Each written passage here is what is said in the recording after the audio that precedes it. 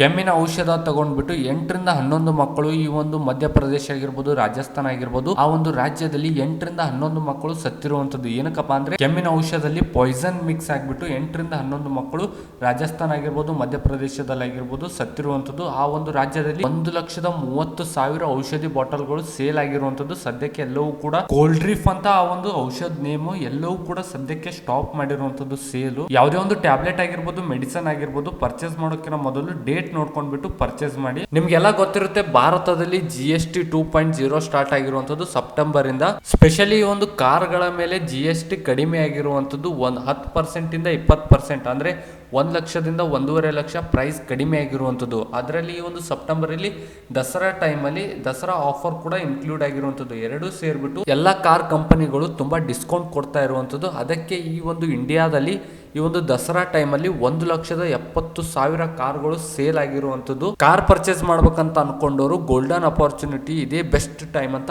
Almost all ಎಲ್ಲರೂ ಕೂಡ ಒಂದು ಕಾರನ್ನ ಪರ್ಚೇಸ್ ಮಾಡಿರುವಂತದ್ದು. ಇಂಡಿಯಾದಲ್ಲಿ 1,73,000 ಕಾರ್ ಸೇಲ್ ಆಗಿರುವಂತದ್ದು. ದೀಪಾವಳಿಯಲ್ಲಿ ಇದಕ್ಕಿಂತ ಜಾಸ್ತಿ ಸೇಲ್ ಆಗುತ್ತಾ ಅನ್ಸಿದ್ರೆ ಕಮೆಂಟ್ ಮಾಡಿ. ವಿಡಿಯೋ ಇಷ್ಟ ಆದ್ರೆ ಲೈಕ್ ಮಾಡಿ. ಇದೇ ತರ ಹೆಚ್ಚಿನ ಯೂಸ್ಫುಲ್ ಇನ್ಫಾರ್ಮೇಶನ್ ಗಾಗಿ ನಮ್ಮ ಒಂದು ಯೂಟ್ಯೂಬ್ ಚಾನಲ್ಗೆ ಸಬ್ಸ್ಕ್ರೈಬ್ ಮಾಡ್ಕೊಳ್ಳಿ. ಏನಕ್ಕಪ್ಪ ಅಂದ್ರೆ ಡೈಲಿ ಇನ್ಫಾರ್ಮೇಟಿವ್ ವಿಡಿಯೋಸ್ ನಮ್ಮ ಒಂದು ಯೂಟ್ಯೂಬ್ ಚಾನಲ್ ಅಲ್ಲಿ ಅಪ್ಲೋಡ್ ಮಾಡ್ತಾ ಇರ್ತೀವಿ, ಮಿಸ್ ಮಾಡ್ಕೋಬಾರ್ದು. ಅದಕ್ಕೆ ನಮ್ಮ ಒಂದು ಯೂಟ್ಯೂಬ್ ಚಾನಲ್ಗೆ ಸಬ್ಸ್ಕ್ರೈಬ್ ಮಾಡ್ಕೊಳ್ಳಿ ಅಂತ ಹೇಳ್ತಾ, ಕಾಂತಾರ ಸಿನಿಮಾ ನೀವೆಲ್ಲರೂ ನೋಡೇ ಇರ್ತೀರ. ಈ ಒಂದು ಕಾಂತಾರ ಸಿನಿಮಾ ಅಷ್ಟು ಹಿಟ್ ಆಗಿರುವಂತದ್ದು ನಮ್ಮ ಒಂದು ರಾಜ್ಯದಲ್ಲಿ ಅಲ್ಲ, ನಮ್ಮ ಒಂದು ದೇಶದಲ್ಲಿ ಅಲ್ಲ, ವರ್ಲ್ಡ್ ವೈಡ್ ವಿಶ್ವದಾದ್ಯಂತ ಈ ಒಂದು ಕಾಂತಾರ ಸಿನಿಮಾ ಎಷ್ಟು ಥಿಯೇಟರ್ ಅಲ್ಲಿ ರಿಲೀಸ್ ಆಗಿದೆ, ಎಲ್ಲ ಒಂದು ಥಿಯೇಟರ್ ಗಳಲ್ಲಿ ಹೌಸ್ಫುಲ್ ಆಗಿರುವಂತದ್ದು.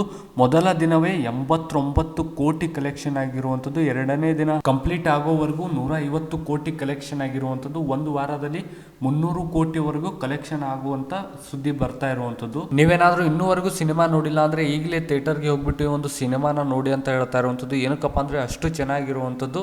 ಮೊನ್ನೆ ಶುಕ್ರವಾರ ಅಕ್ಟೋಬರ್ 3ರಂದು ರಚಿತಾರಾಮ್ ಬರ್ತ್ಡೇ ಇತ್ತು. ಆ ಒಂದು ಬರ್ತ್ಡೇ ಸಂದರ್ಭದಲ್ಲಿ ಅವರ ಮನೆ ಮುಂದೆ ಎಲ್ಲ ಒಂದು ಫ್ಯಾನ್ಸ್ ಗಳ ಮೀಟಪ್ ಆಗಿರುವಂತದ್ದು. ಆ ಒಂದು ಮೀಟಪ್ ಅಲ್ಲಿ ರಚಿತಾರಾಮ್ ಅನೌನ್ಸ್ಮೆಂಟ್ ಮಾಡಿರುವಂತದ್ದು. ಏನಪ್ಪಾ ಅಂದ್ರೆ ಈ ವರ್ಷ ಅವರು ಮದುವೆ ಆಗ್ತಾ ಇರುವಂತದ್ದು. ಬರ್ಡೇ ಸೆಲೆಬ್ರೇಷನ್ ಟೈಮ್ ಅಲ್ಲಿ ಅವರ ಮನೆ ಮುಂದೆ ಎಲ್ಲ ಒಂದು ಫ್ಯಾನ್ಸ್ ಗಳ ಮೀಟಪ್ ಆದ ಸಂದರ್ಭದಲ್ಲಿ ಅಲ್ಲಿ ಅನೌನ್ಸ್ಮೆಂಟ್ ಮಾಡಿರುವಂತದ್ದು.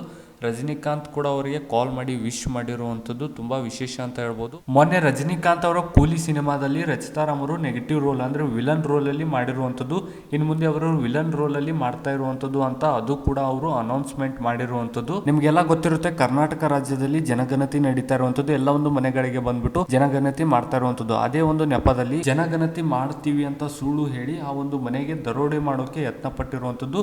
ಅಕ್ಕಪಕ್ಕದವರು ಆ ಒಂದು ದರೋಡೆಕೋರರನ್ನು ಬಂಧಿಸಿ ಪೊಲೀಸರಿಗೆ ಒಪ್ಪಿಸಿರುವಂತದ್ದು ಬೆಳಗಾವಿಯಲ್ಲಿ ಕಂಡು ಬಂದ ದೃಶ್ಯ. 2021ರ ಕರ್ನಾಟಕ ರಾಜ್ಯ ಪ್ರಶಸ್ತಿಗೆ ಚಾರ್ಲಿ ಮೂವಿ ಬೆಸ್ಟ್ ಮೂವಿ ಅಂತ ಅನೌನ್ಸ್ಮೆಂಟ್ ಆಗಿರುವಂತದ್ದು. ಹಾಗೆ ಚಾರ್ಲಿ ಮೂವಿಯಲ್ಲಿ ಆಕ್ಟ್ ಮಾಡಿರೋ ರಕ್ಷಿತ್ ಶೆಟ್ಟಿ ಅವರಿಗೆ ಅತ್ಯುತ್ತಮ ನಟ ಅಂತ ಕೂಡ ಅವಾರ್ಡ್ ಕೊಟ್ಟಿರುವಂತದ್ದು. ಕರ್ನಾಟಕ ರಾಜ್ಯ ಪ್ರಶಸ್ತಿಯ ಅತ್ಯುತ್ತಮ ನಟ ರಕ್ಷಿತ್ ಶೆಟ್ಟಿ ಆದ್ರೆ ನಟಿ ಬಂದ್ಬಿಟ್ಟು ಮ್ಯೂಟ್ ಚಿತ್ರದ ಅರ್ಚನಾ ಜಾಯ್ಸ್ ಅನ್ನುವಂಥವ್ರು. KGF ಅಲ್ಲಿ ಯಶ್ ತಾಯಿ ಆಗಿರ್ತಾರಲ್ಲ ಅವರೇ ಇವರು. ಮತ್ತೆ ಅತ್ಯುತ್ತಮ ಚಿತ್ರ ಬಂದ್ಬಿಟ್ಟು ದೊಡ್ಡಹಟ್ಟಿ ಬೋರೇಗೌಡ ಅಂತ ಮೊದಲ ಅತ್ಯುತ್ತಮ ಚಿತ್ರ, ಎರಡನೇದು ಚಾರ್ಲಿ 777, ಮೂರನೇದು ಬಿಸಿಲು ಕುದುರೆ ಅತ್ಯುತ್ತಮ ಚಿತ್ರವಾಗಿದೆ. ಸಿಗೋಣ ಮುಂದಿನ ಇನ್ಫಾರ್ಮೇಟಿವ್ ವಿಡಿಯೋದಲ್ಲಿ.